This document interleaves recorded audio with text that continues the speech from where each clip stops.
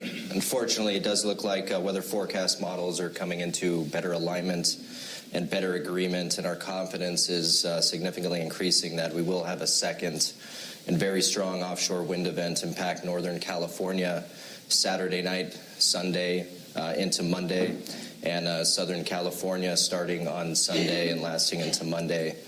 The National Weather Service, and I'll just read you a quote from one of their forecast discussions. They state that confidence is high that the strongest offshore wind event yet this season will take aim at a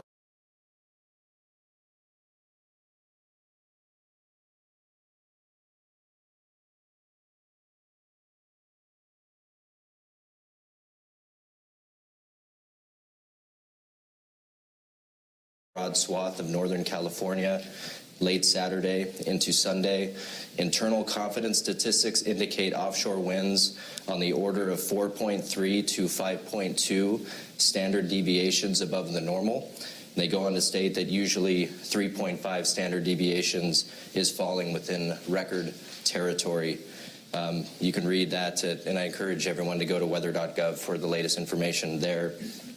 Our other agency partner that we coordinate with is Northern Operations Predictive Services. They are also indicating high risk due to very strong winds, low relative humidity, and dry fuels, and that critically dry fuel moistures are expected. So, so PG&E Meteorology and our data science teams continue to closely study the upcoming event, and we plan to put it, and we're trying to put it in historical perspective. We do think that it will be the strongest offshore wind event this season by a large margin, and if models are correct, possibly the strongest offshore winds that we've seen in years.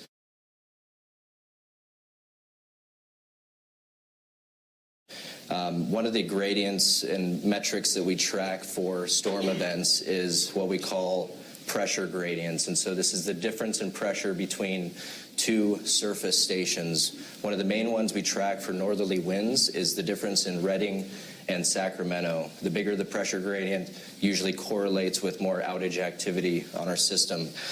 Right now, some forecast models are indicating a peak Redding to Sacramento pressure gradient above 10 millibars. And we've calculated that if a 10.6 millibar pressure gradient was achieved, that would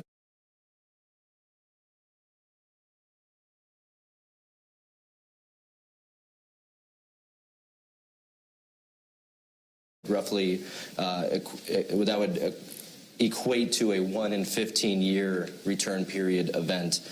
Right now, we are forecasting widespread wind gusts with this event, 40 to 60 miles per hour in general over most of the elevated terrain of Northern California, with peak gusts in isolated locations 70 to 80 miles per hour. Some locations may gust higher.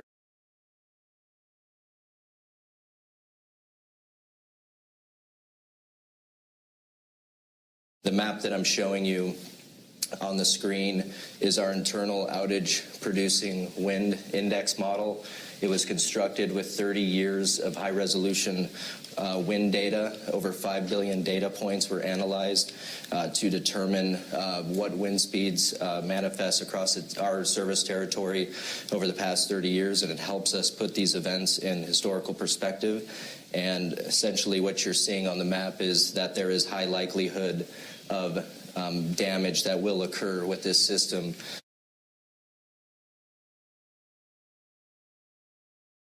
So I do expect to, based on wind speeds, based on everything I'm seeing, that this event will be a very serious event, and one we need to be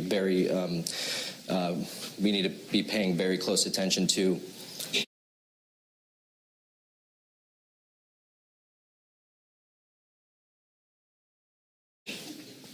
This is on the heels of this storm event that we just went through. So fuels, surface fuels, fuel moistures will be much drier than what we saw in this event.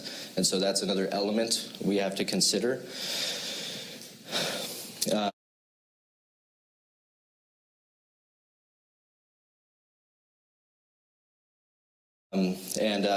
I'll leave you with that. We do continue to closely coordinate with county, state, and federal forecast agencies. We're partnering daily on interagency calls, as I've mentioned in previous briefings. And I do want to close by personally thanking the National Weather Service and Predictive Services for, first of all, their excellent services that they provide to the public in general. And I do encourage everyone to, if you haven't, take advantage of those weather forecasts. They're all publicly available, and you'll see that they're very aligned with our thinking in PG&E meteorology.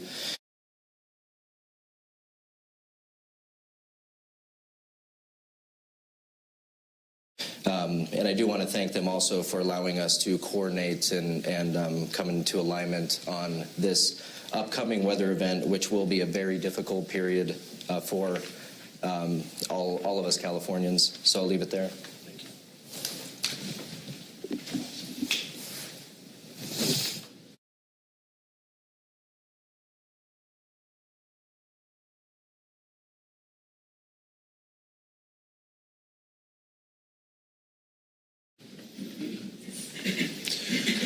So given that weather outlook, we're at elevated potential for PSPS in 8 of the 9 zones in our service territory. That doesn't mean that the entirety of each of those zones will be without power, but we are preparing, and we're preparing with our communities and state agencies for a large-scale shutoff that has a potential to be on the same order as the one on October 9th, but of a longer duration.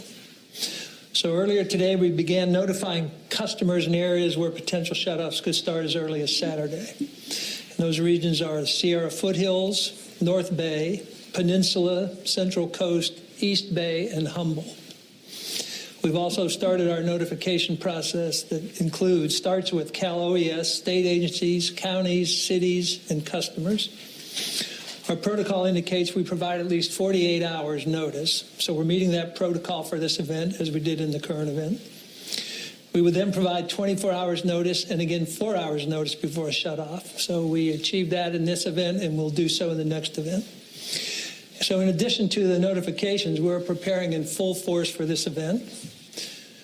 All that said, we continue to monitor the weather, and we'll incorporate any changes of that into our plans.